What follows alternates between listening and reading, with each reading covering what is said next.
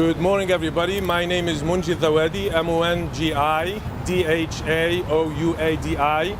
I am with the newly formed campaign, Justice for Jamal. It's a newly formed campaign of friends, colleagues, and people who knew Jamal.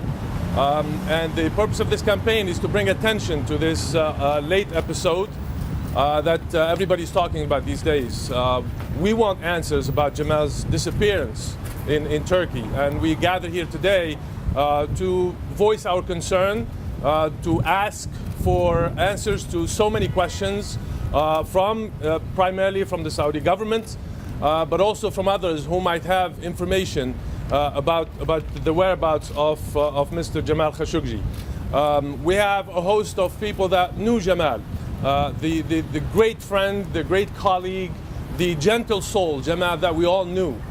You could have differences with Jamal, but there is no way you would not love Jamal once you know and you meet him. I had the chance to meet him through his writings over the years, but I had a close encounter with him this past year when he resided in the US. We sat down in meetings, we talked, we discussed so many issues. And I organized with the Center for the Study of Islam and Democracy a few months ago a conference where he was our keynote speaker.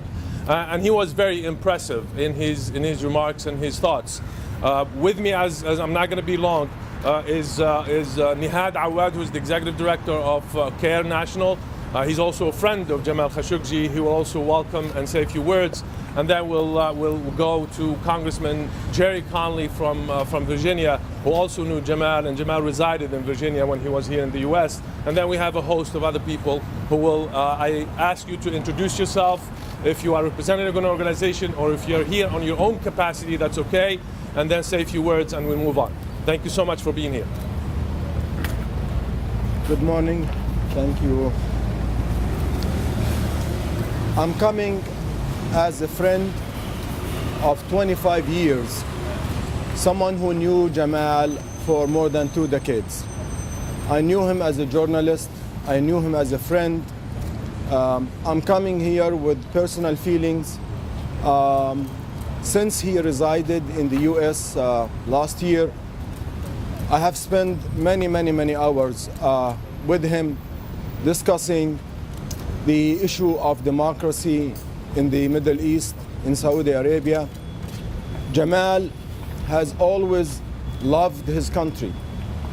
He always resisted the idea of projecting himself or people projecting him as a dissident, as an opposition leader of or against the Saudi government. He has been a journalist and he loves journalism. He likes to analyze issues and he likes to speak out on behalf of those who have been silenced because of their views and because of their interest to reform his society. Jamal has disappeared last week. I called him when I heard the news. He did not answer. I texted him just to check on him. I did not hear an answer. And then I realized that something went terribly wrong. Now, we do not have many answers. I, until now, do not want to believe that he is no longer alive. I believe that we need answers.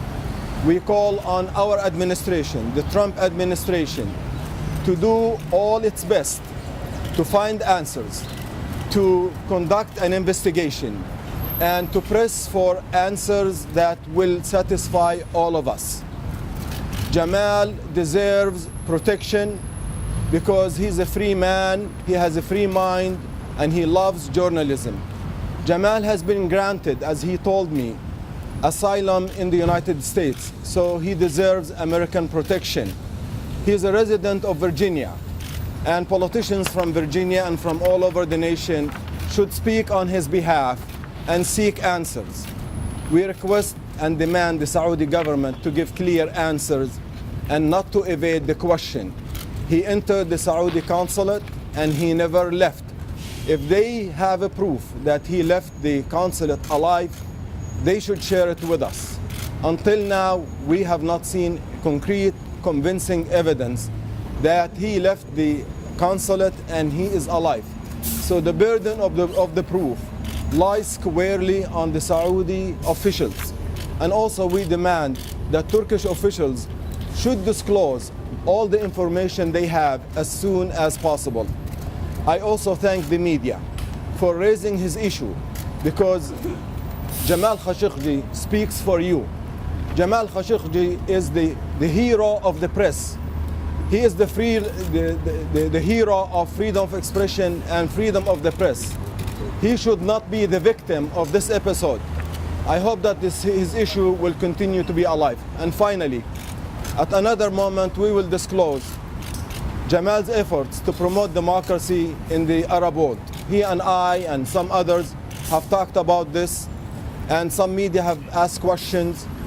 The time is now to look where he is and make sure that he's alive, and later on we'll talk about his vision and his projects. Thank you so much. Good morning. My name is Gerry Connolly. I'm the congressman from the 11th District of Virginia, and Jamal Khashoggi is my constituent. The reports surrounding Jamal's disappearance, if corroborated, would represent a new low on the part of a sovereign state in another sovereign state, turning a consulate into an abattoir. Sovereign territory in another country has diplomatic immunity so that business can be undertaken, not that crimes can be committed. The Saudi government has an absolute responsibility to account for itself. We know through Turkish sources now that 15 Saudis came into Turkey and went to that consulate for a purpose. We pray that the speculation and the leaks that have come out of the Turkish government are inaccurate, that they're not true, and that Jamal is still alive, although under detention, illegal detention. What is Jamal's crime from the point of view of the Saudi government? He was a reporter and a columnist for this newspaper, among others. And he tried to speak truth to power about democracy, about freedom. Those are American values which we Americans will insist on, even with our allies, even if it's unpopular. We certainly will insist that there be a full account about an American resident who in good faith walked into a Saudi consulate and never came out. And we will not rest until we have answers and accountability. It is not acceptable for any sovereign state to behave in this fashion. It's the law of the jungle, and we will not accept it. I call upon President Trump and Secretary Pompeo to get activated on this matter. We heard from Secretary Pompeo the weakest of responses. We're going to ask the Saudis to investigate. If the Saudis are complicit in this alleged crime, they're the wrong party to investigate. There has to be an independent international investigation so we get to the bottom of what happened to our friend, our colleague, my constituent, Jamal Khashoggi. And we will not rest until that happens. Thank you. Congressman, sir, Rahim Farah from Jazeera, you said that Jamal Khashoggi was your constituent. Yes. He was, as everybody knows, he was not a U.S. citizen. Some people are saying because he was not a U.S. citizen, the U.S. should not make a hue and cry about him. That's number one. Number two, Jamal, we have the case of Jamal Khashoggi, but we also have huge U.S. interests with Saudi Arabia. Can the U.S. and should the U.S. marry the two, or do you think one should be or will be ultimately sacrificed for the sake of the other? The fact that Jamal was not a U.S. citizen does not mean he was not my constituent. My district has citizens and non-citizens alike, and they are entitled to the protection of the United States and United States laws and diplomatic activity on their behalf. And I take Jamal's personal security as seriously as I would any constituent of mine from the 11th District of Virginia. With respect to U.S. interests, I would remind you of the words of our Declaration of Independence, that all people are entitled to certain unalienable rights, among which are life, liberty, and the pursuit of happiness. That first one is life. I don't remember the words oil dependency in that declaration. This is a matter that is of supreme importance, it seems to me, to the United States and to our relationship in the region and with the Saudis, and for that matter with the Turks. And the Saudis are going to have to cooperate and answer for themselves in this matter. And at least speaking for this member of Congress, we're going to insist on it.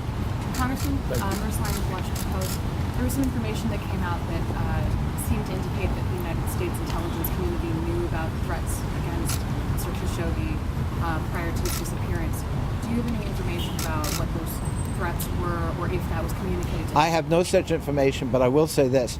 If that report is true, then they had an obligation to warn Mr. Khashoggi of the threat he was entering into when he entered into that consulate.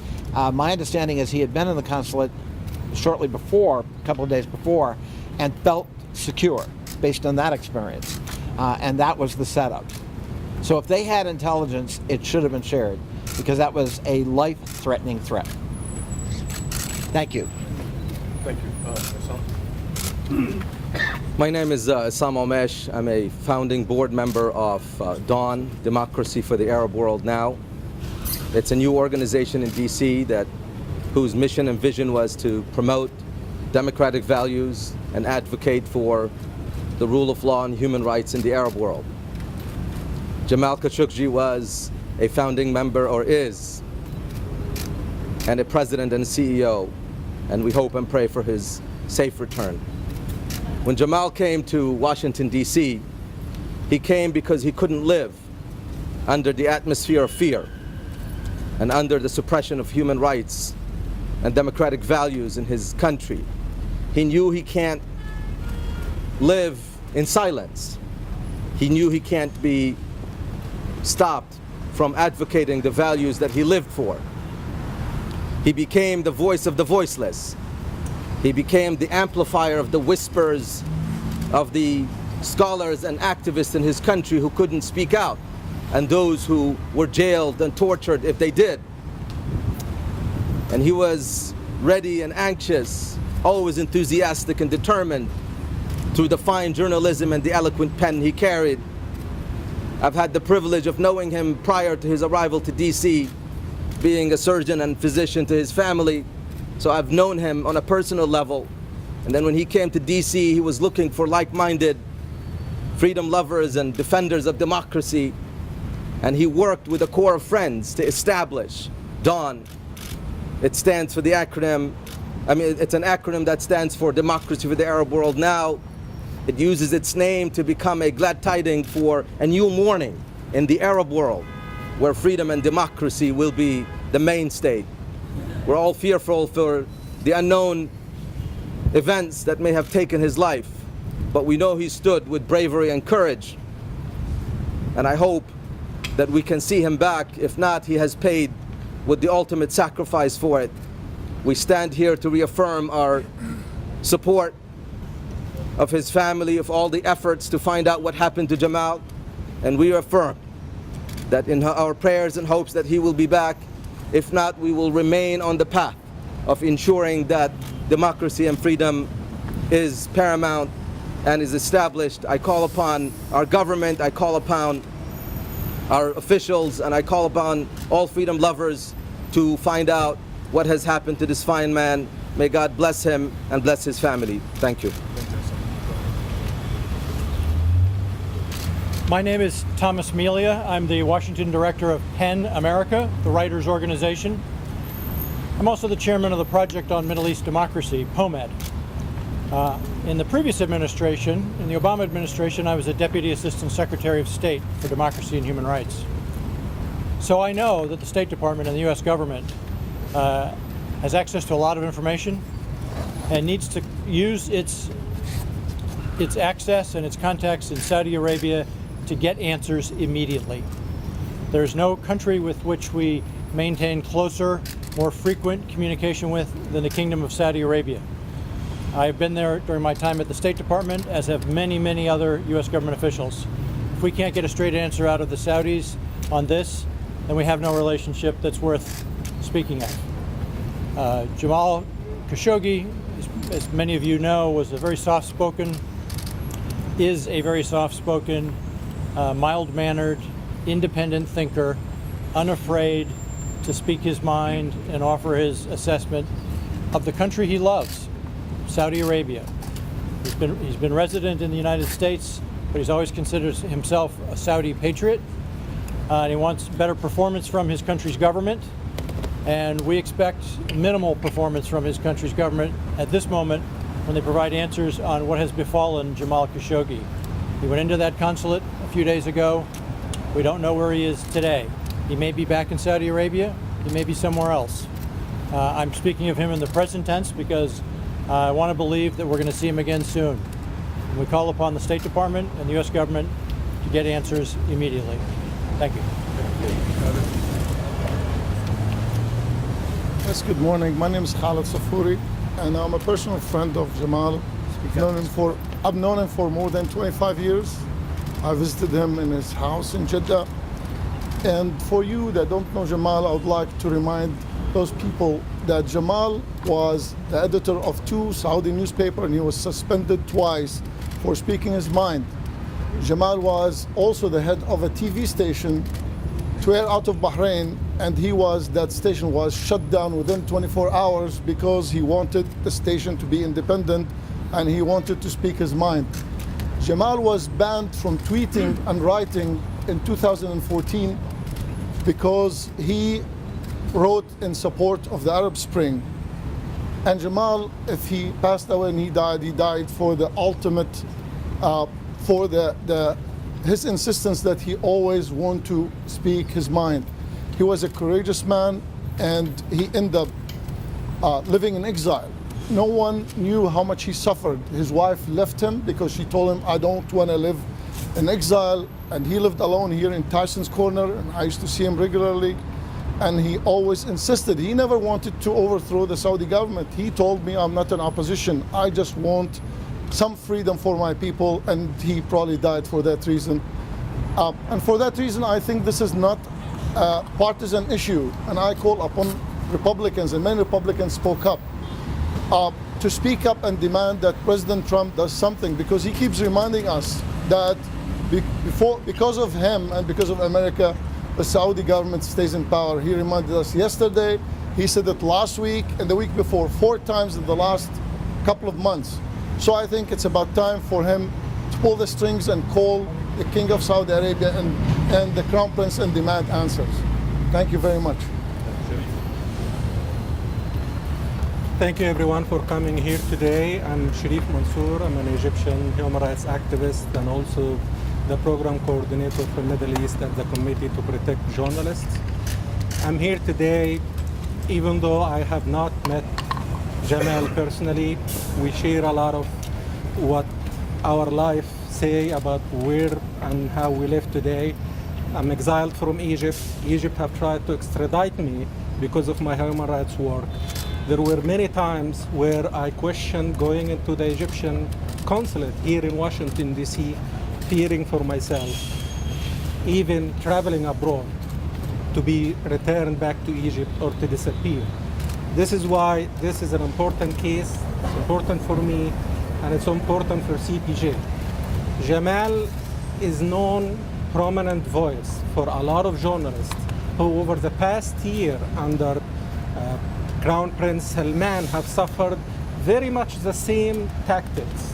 They were disappeared, their family didn't know where they are, inside Saudi Arabia for several weeks, several months, until later found out that they were arrested, convicted, sometimes without even knowing what the charges are. In our analysis, as of today, we know of at least 16 journalists who've been arrested inside Saudi Arabia. Those journalists have depended on Jamal to tell their stories, have depended on others to speak up and not to be afraid. And they are depending on us now today and you here today to tell the story of Jamal, because the worst thing we can find is that we don't find anything at all, that the truth is not told. And this is not a mystery. Jamal did not disappear in the desert of Arab al-Khali where no one can see or verify what happened to him. He was disappeared in a foreign sovereign land where a building, 6-story building, includes dozens of workers, includes videotapes, includes a lot that can be gathered and pieced together. And we thank Turkey for providing a lot of that evidence, but most of this has to come from Saudi Arabia, and we should not stop until they do tell us what happened. If this was a CSI episode, it would have been a 5 seconds episode. We know there is a motive, we know there is circumstantial evidence, we just need to know a full account of what's happened, and Saudi should not get away without an answer on this. Thank you. Medea? My name is Medea Benjamin. I'm with a peace group called Code Pink. I knew Jamal and actually was critical of him for not being more critical of the Saudi government. We had some very wonderful exchanges, and my heart goes out to his family and everybody who knew and loved him. Of course, we want to believe he's still alive, but I don't believe it. I believe that he is dead, and you know why? Because I know what the Saudi government is capable of. And I want to denounce the Western democracies for their hypocrisy and their enabling of Saudi behavior for so many years now, for what the Saudis are doing in Yemen with the U.S. support, for the jailing of so many other journalists, for the jailing of women's rights activists, of scholars, of lawyers, for what the Saudis are doing to create such havoc in the Middle East. And the U.S. in all administrations has been enabling this because of oil, because of weapon sales, because of money. And I asked the congressman, why are the Saudis able to get away with it? And he said one word: impunity. And that is the issue, impunity. It's time for the impunity to end. We will also be at the Saudi embassy at 12 o'clock calling for accountability. We hope you'll join us there. Thank you. Thank you, Medea. Thank you to everyone who came here today. Thank you, Nihad and Isam. And I would like to thank Abrar and Ahmed, who were instrumental in putting this together. Abrar Umesh and Ahmed Badir. They could not be here today, but they were instrumental in putting this press conference together. Thank you, Congressman Connolly, for being here. And this is the beginning of a campaign. We're not going to let out. We're not going to stop until we get answers, until we either know for sure what happened to Jamal and hold those who try to harm him or harmed him accountable to their actions. Thank you again.